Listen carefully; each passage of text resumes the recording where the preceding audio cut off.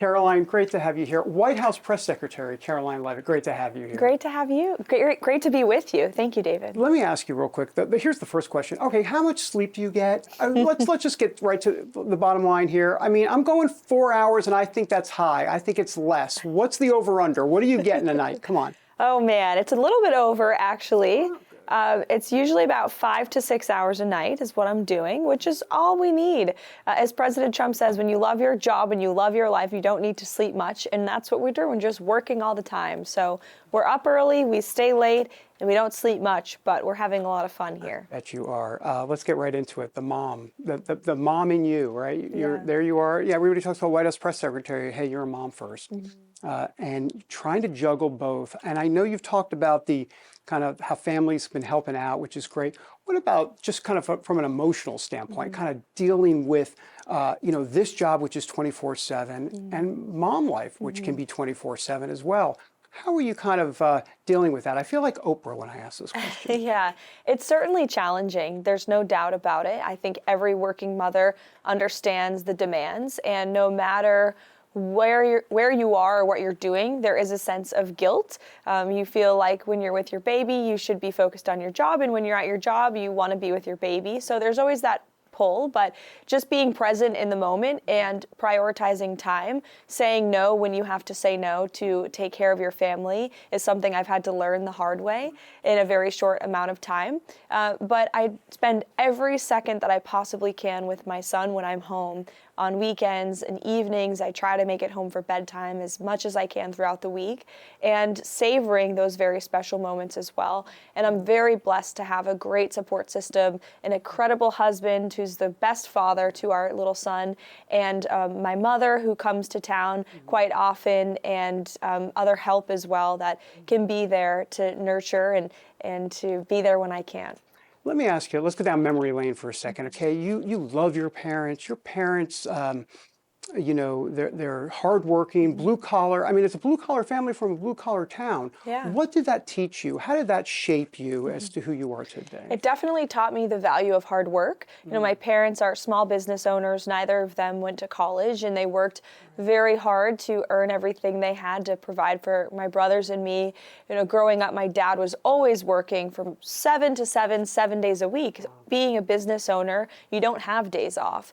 And so I think that value of hard work and determination and drive was instilled in me at a very young age just by watching my parents work so hard to earn a living. And it carried with me through college and then, of course, now in my career as well. Your Catholic education, you've talked about this before, about how it shaped who you are today. Tell us about that. How so? Because the Catholic education was very important. Your Catholicism growing up, God, church, very important to you. Yes, my faith is incredibly important to me. I would argue now more than ever, being in a role that is very demanding and at times controversial, and there's a lot of public pressure and discussion online about who you are and your family, and it could be difficult for someone who doesn't have faith, but with faith, all things are possible. And my Catholic education was a pivotal part of my upbringing. It definitely teaches discipline, is something you learn in Catholic schools. And then I obviously went to a Catholic college as well, St. Anselm in New Hampshire, which not only drove my faith further, but also introduced me to the world of politics and news. Yeah. How did it drive your faith further, you think, at St. Anselm? You had challenges there, I guess. Yeah, I think so. And just being in a community that embraces faith and talks about it openly and opens your eyes to it, and also being around fellow students and peers who aren't afraid to go to church on Sunday and talk about their faith openly is something that I think is helpful to anyone in their own faith journey. Well, let's talk about St. Anselm for a second. All right, I was going through box scores of the college softball St. Anselm team. I was literally seeing, I saw you got a couple home runs. They weren't very good. Yeah, but here's the thing. I mean, you were in a lot of those games, and you were hitting, you had some home runs and the whole thing. I mean, you went there on a scholarship.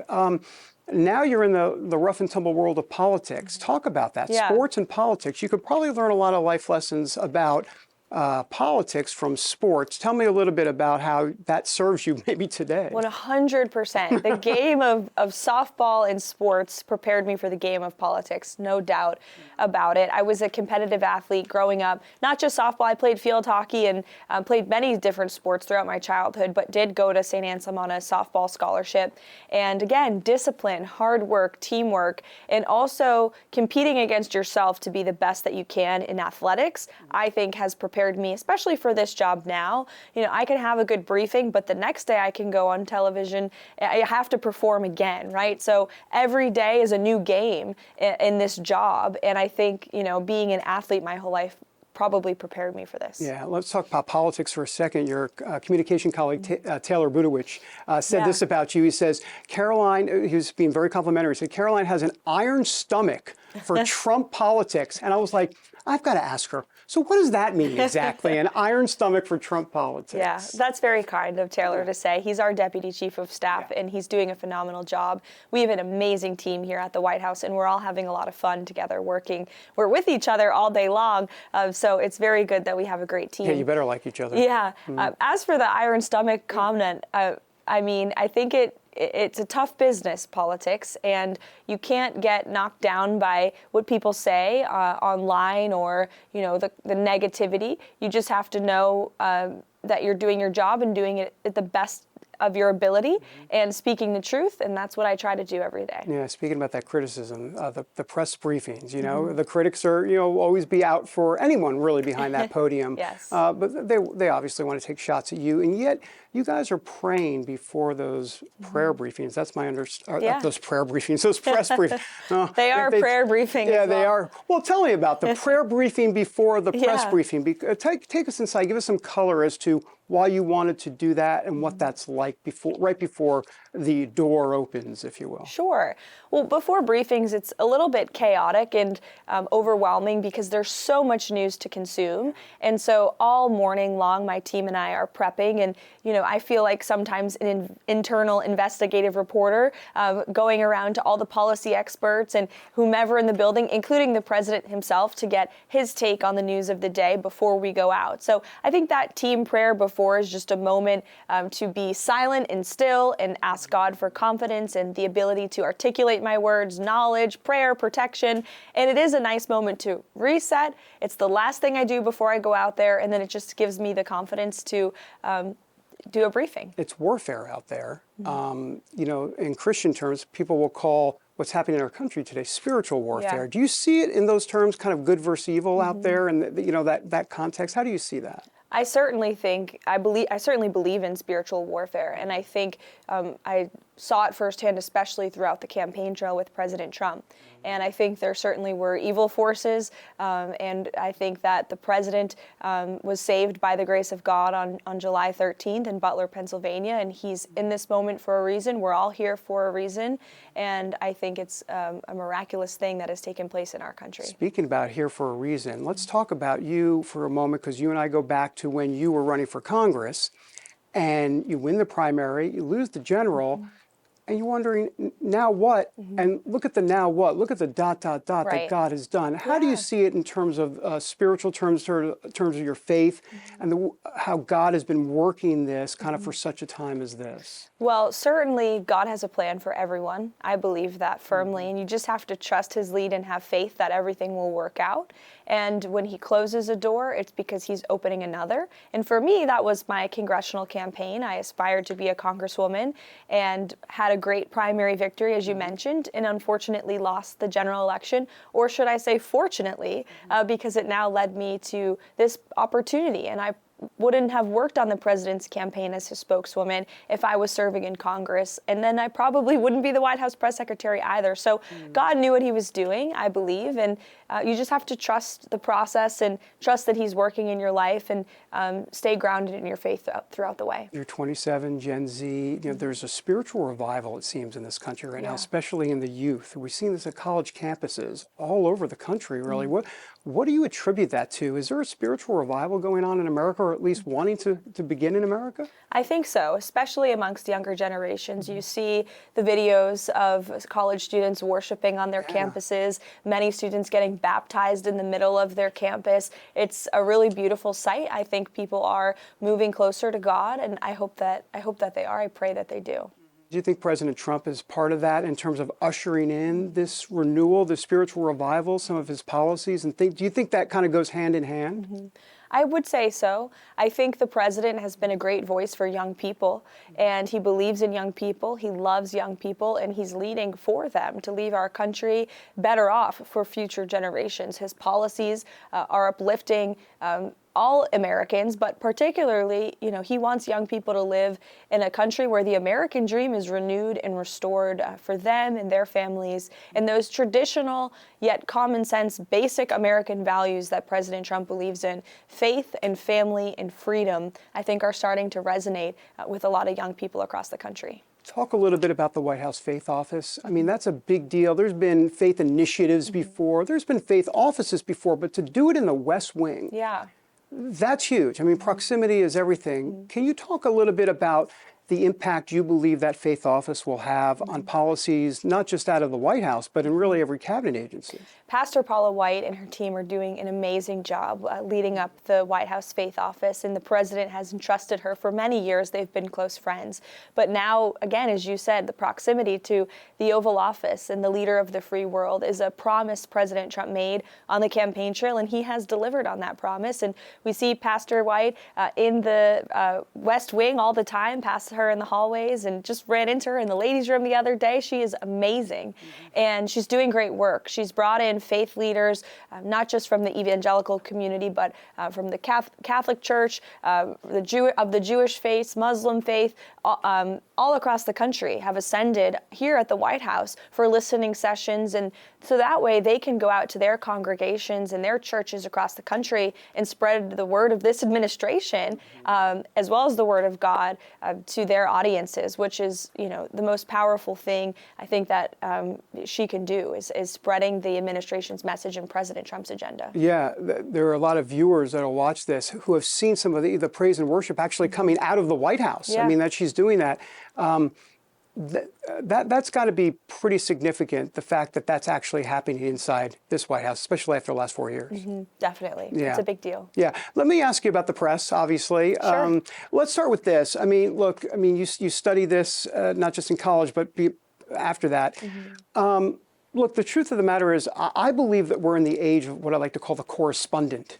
A correspondent by day and a pundit by night, and it's just not fair to the American people. Like, what are you exactly? And I'm just wondering, do you believe political journalism is dead in America today? How do you feel about that?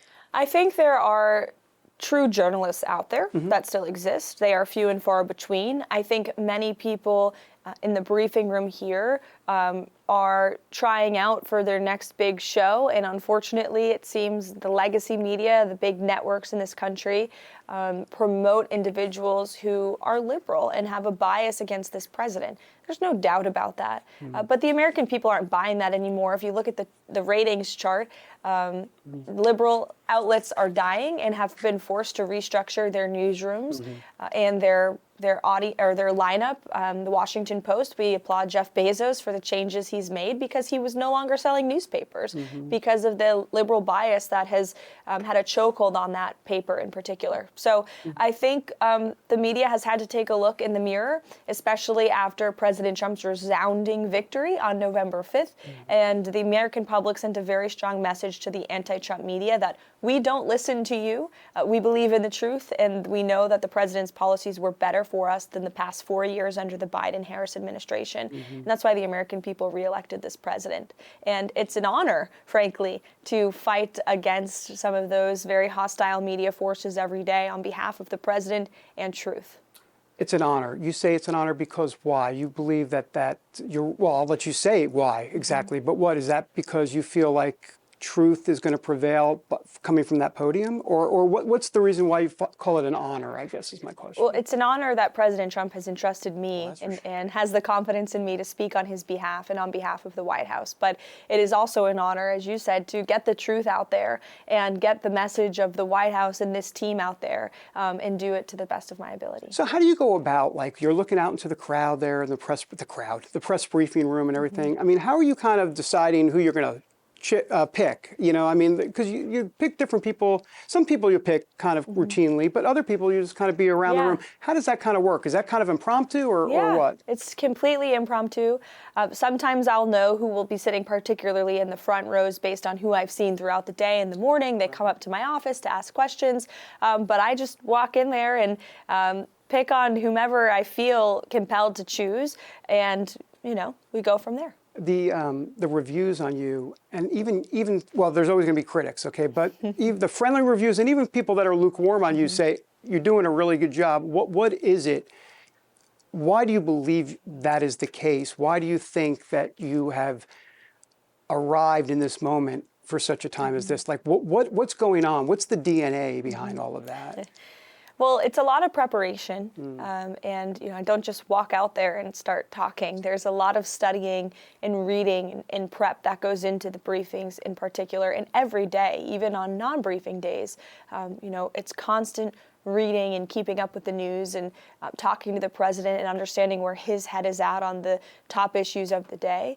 And it's a great team. We have an incredible team here at the White House, and many of us worked on the campaign together, so there's a bit of a battle rhythm to our movement here, and having fun as well, and keeping it all in perspective, and not getting complacent, and knowing that every day, as I said, is a new game and a new challenge, and just putting our best foot forward. When you call on reporters, are you already kind of gaming out in your head, oh, okay, I know where they're going to go today? Do you kind of think that through? Oftentimes the questions are predictable. If you just look at the MSDNC Chiron, you'll know where some of the reporters in that room are going to go. Right. Let me read you something that Peter Baker from the New York Times, I'm sure one of your favorites, has said, but let me just read this real quick, and I want to get your reaction. He says this about the White House press shop, quote, "It's clear they're sending a message. If we write or broadcast something they don't like, we can be punished by having access to the pool cut off. There's nothing subtle about it."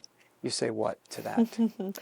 That is utter fallacy and completely ridiculous. We have expanded the pool to new voices, independent journalists, podcasters, social media content creators, while continuing to invite legacy media outlets like the one Peter Baker works for, the New York Times, are still in the briefing room, still have access to the press pool, and we are going to continue to move forward with this method. We have received thousands of applications of legitimate independent journalists across the country who were never respected by the White House Correspondents Association. And the privilege of covering the President of the United States on Air Force One or in the Oval Office should not be granted by or chosen by a few elitist journalists in Washington, D.C. That privilege belongs to the American public. And so we are ensuring that new media voices who are responding to the media habits of the American people are included in this process, and it's been phenomenally successful. I've never quite understood, the White House Correspondents Association has made a big stink about the Associated Press being, kicked out of the pool, but there are other White House Correspondents Association members in the pool, like every day. They're all still in the pool. Yeah, they're in the pool. The reason the Associated Press has not joined us in the Oval Office or aboard Air Force One is because we are in current litigation battle with them in court, which they filed against us, which we don't believe they have any basis to do so because they still have access to the White House complex. And there are thousands of journalists who have access to the White House complex who have never received the same privilege that the Associated Press and many other legacy outlets have of going into the Oval Office every time the president does a press conference. And what gives one outlet the need or the right to do that more than another? We want equal opportunity for all of the outlets who are committed to covering this president with accuracy and transparency, and that's what we're doing. You talked about the liberal media before you took this job. I mean, you've been talking about the liberal media for a while. Now that you've seen it up close, exactly what you thought? Worse than you thought? What do you think? Oh man, that's a good question. I think I've been dealing with them for quite some time, so I knew what to expect coming into this role. And I think you have to really focus on the premise of their question, because they will inject their own bias into that premise, and you have to go after that premise when they're asking questions. That's interesting. So going after the bias, kind of seeing that and be able to kind of filter through that, Right, is what you're saying. Let me ask you just a news of the day question, just one actually, and it's about judges. We were talking to Alan Dershowitz the other day. He believes that these judges that are doing all of these federal injunctions, district judges that are doing these federal injunctions, are part of the resistance movement against Trump. Totally. Do you see it that way? Absolutely. Yeah. Just look at the numbers. The Trump administration, we have faced thus far in 2 months more than 30 injunctions by activist judges. The Biden administration in 3 years only had 15 injunctions. So we have doubled the amount of injunctions that the Biden administration had in 3 years in just 2 months. And why? It's because you have judges who are acting as activists behind the bench who don't like President Trump. Almost every single one of them is a registered Democrat, has been involved in Democrat campaigns or causes, have donated to Democrat candidates. Some of them have even put their anti-Trump bias on social media. They have not been shy about their hatred for this president and his policies, and they are abusing their judicial power. They are trying to overstep the authority of the executive branch and the powers given to the president in Article 2 of the Constitution. Luckily for us, and unfortunately for these judges, President Trump knows how to fight back. He fought against witch hunts throughout the entirety of his campaign. He won court cases. He fought off a weaponized justice system. And that's why he's here, to ensure this ends. And particularly with the case against the Alien Enemies Act and the president's use of that authority, which is granted to him by law, it's completely absurd. You have a judge who is trying to say the president of the United States cannot deport foreign terrorists, illegal immigrants from our nation's soil. If the president can't do that, the American people are in a lot of trouble. So a lot of these cases, all of them, are complete lunacy, and we're prepared to fight back in court to continue pursuing the president's agenda. The American people want the president to do exactly what he's doing. He campaigned on all of these policies and promises, and he's intent on delivering them. I know a lot of the headlines have been about impeachment of these judges, but Article 3 goes right to the core of the issue, which is that Congress has the responsibility and through our Constitution to establish and regulate the court system. And I know some bills are going through Congress right now, the Rogue Rulings Act and things like that, where in essence, district judges may be able to, basically these laws would be able to take district judges and say, no, you're not going to do federal injunctions, right, or federal injunctions can only be limited to X, Y, and Z. Where does the White House stand on that type of movement? The president has made it clear that he believes some of these judges do need to be impeached because they are overstepping their authority. And that's why we have 3 branches of government. They are co-equal branches of government for a reason. Checks and balances, that's what our founding fathers intended. And they would be rolling over in their graves if they saw some of these cases and some of these judges who are being judicial activists rather than true arbiters of the law and trying to stop the president of the United States from executing his agenda. Yeah. As we wrap up here, going back to my Dr. Phil hat here, has there been a rough day so far, or maybe a day that you're really proud of? Like, does something stick out so far in terms of something that's gone on here at the White House for you personally as White House press secretary? There's been so many incredible moments, certainly hard days and long days and tiring days, but every day is a good day. I don't say that to be punny. It's just the truth. We're very blessed to be here and to have this opportunity. And I'm very blessed to work with a staff whom I love, and many of us are friends, and we have a great team, and working at the pleasure of a president who is fantastic to work for and is funny and fun and is having a good time while transforming our country for the better. So we're on a great ride and we're enjoying it very much. He's making history, but so are you, the youngest press secretary, White House press secretary in the nation's history. What message is that sending to women overall, and also women that want to get into journalism, or at least pursue not just that career, but balancing mommy life and work as well? I mean, I'm just wondering, from a historical perspective, you are a trendsetter. Well, I think it finally puts to bed the narrative that Mark Cuban wanted to push, that the president doesn't surround himself with strong and intelligent women. That is a fallacy. Not only his appointment of me as press secretary, but our chief of staff, Susie Wiles, who's the first female chief of staff in American history. Look at the women who make up his cabinet, all serving as great role models, many of them mothers, grandmothers who are doing this job at a very high level. And it's just an honor to be here. Two last questions. What gets you, how do I say this, not emotional, but what really gets your goat, as they like to say? Like what kind of riles you up, whether it be in life or on this job or something like, you've got passion for a lot of different things. You're America first, but is there something specifically that, like, for example, I know the whole Lincoln Riley stuff, and just a lot of that. Yeah. I saw the emotion in your face with that. I mean, you were, that really got to you. And I'm just curious, is it that type of stuff? Like, what is it exactly? Yeah, I definitely believe the illegal immigration that we've seen, because I've watched as the president has met a lot of these families throughout the campaign. And the president has gotten to know them on a very personal level, has taken out a lot of time to get to know these mothers in particular who have lost their children.